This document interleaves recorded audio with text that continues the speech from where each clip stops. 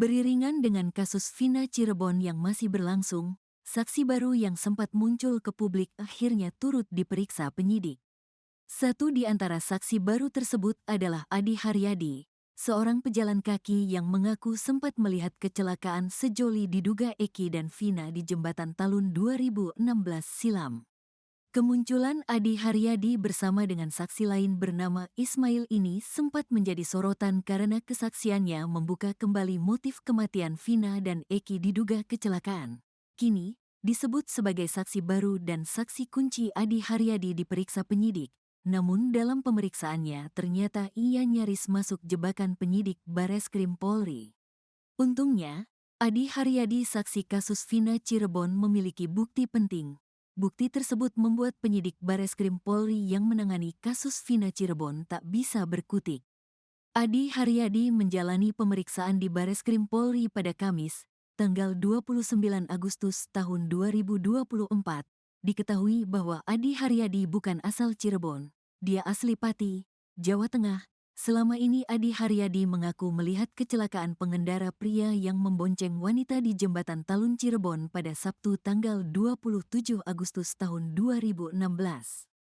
Adi Haryadi mengaku berada di lokasi tersebut saat sedang istirahat ketika dalam perjalanan ziarah ke makam-makam.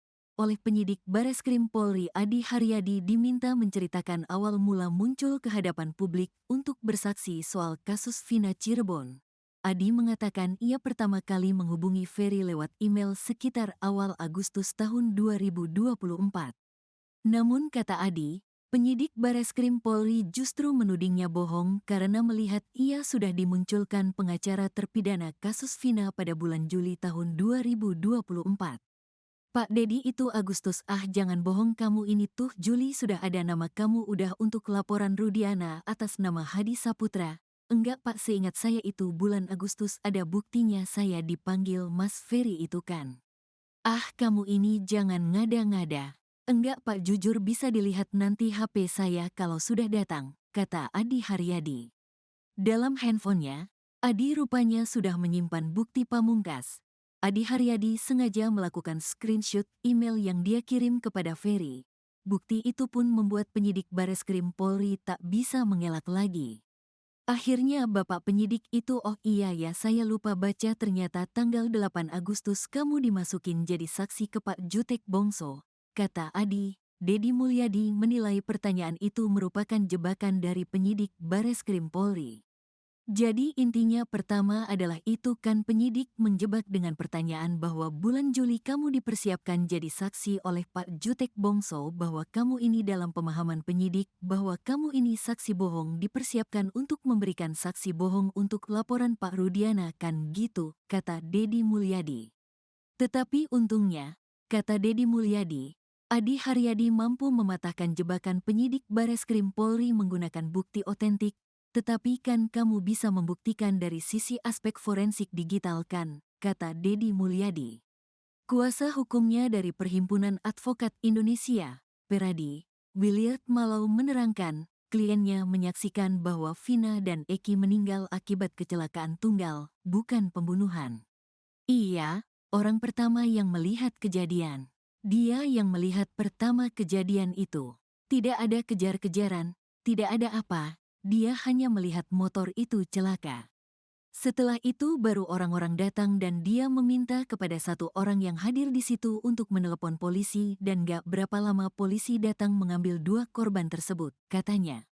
Williard mengungkapkan, alasan Adi baru tergerak untuk bersaksi saat ini karena awalnya menganggap kejadian itu hanya kecelakaan biasa. Selain itu, Adi bukan orang asli Cirebon.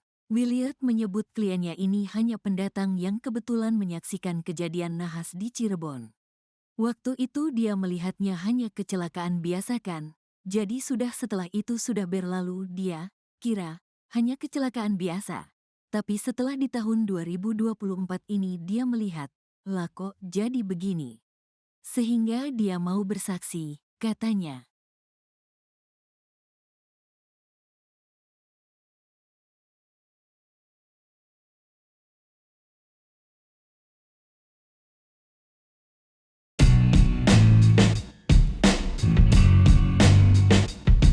Sosok Bribka Dani Hermansyah, anggota Polda Jawa Barat kini jadi sorotan. Hal itu karena Bribka Dani banyak membantu Peggy Setiawan saat berada di dalam penjara. Dani Hermansyah menjadi perbincangan publik lantaran dia rela memberikan jatah makannya untuk Peggy Setiawan yang pada saat itu ingin sahur. Tak hanya itu, Dani Hermansyah juga disebut Peggy Setiawan merupakan sosok polisi yang baik dan bersahabat. Disebut-sebut sebagai salah satu polisi baik oleh Peggy Setiawan, Bribka Dani Hermansyah ternyata memiliki sejumlah prestasi membanggakan. Pertama kali bertugas di Brimob Kelapa II, Kota Depok, Bribka Dani Hermansyah mengaku mendapat banyak pengalaman selama bertugas di kepolisian. Selain pernah bertugas sebagai pasukan perdamaian di wilayah Afrika Tengah, Bribka Dani Hermansyah juga menjadi salah satu penerima penghargaan tertinggi dari PBB. Di mata Dani Hermansyah, Peggy Setiawan merupakan sosok yang tak bertingkah saat di penjara. Dani Hermansyah menegaskan, jika Polda Jawa Barat menciptakan suasana di dalam penjara menjadi religius.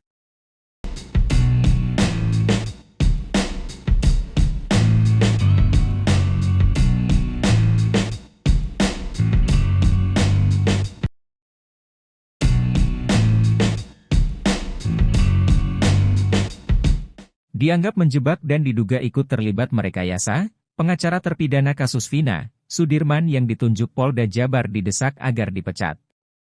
Hal itu diungkap oleh Ketua Indonesia Peliswat Sugeng Teguh Santoso. Sebab menurut Sugeng, pengacara itu telah menjebloskan Sudirman dalam rekayasa kasus Vina Cirebon. Padahal sebagai pengacara, seharusnya bisa membela hak Sudirman di kasus Vina Cirebon. Sugeng Teguh Santoso mengatakan, Sudirman dijadikan seperti saksi mahkota oleh kepolisian untuk menjerat 7 terpidana lain, padahal semua terpidana sudah membantah. Sudirman dalam hal ini adalah korban tindakan dari tidak profesional, tindakan melanggar hukum, dari penyidik kepolisian dan juga termasuk diduga Ibtu Rudiana, ayah korban Eki, kata Sugeng dikutip dari salah satu TV swasta, Senin, 2 September 2024. Terkait pengakuan Sudirman di hadapan penyidik bahwa ia mengaku memukul Vina dan Eki, menurutnya hal itu merupakan pengakuan palsu. Pengakuan yang didapatkan karena tekanan fisik dianiaya, kata Sugeng. Apalagi dia dalam kondisi yang secara mental tidak sekuat 7 terpidana lain, tambahnya. Sugeng Teguh Santoso juga menyoroti pengacara Sudirman yang ditunjuk oleh Polda Jabar. Menurutnya, peran pengacara Sudirman itu sesat. Bukannya membela hak Sudirman tetapi malah menjebloskan Sudirman untuk kepentingan rekayasa kasus oleh oknum penyidik berjalan mulus, ungkapnya. Ia menegaskan, pengacara seperti itu harus dipecat dari organisasi profesi manapun. Pengacara yang jadi alat dari oknum penyidik guna memuluskan rekayasa kasus harus dipecat oleh organisasinya. Pengacara ini adalah pengacara abal-abal, Tandansya.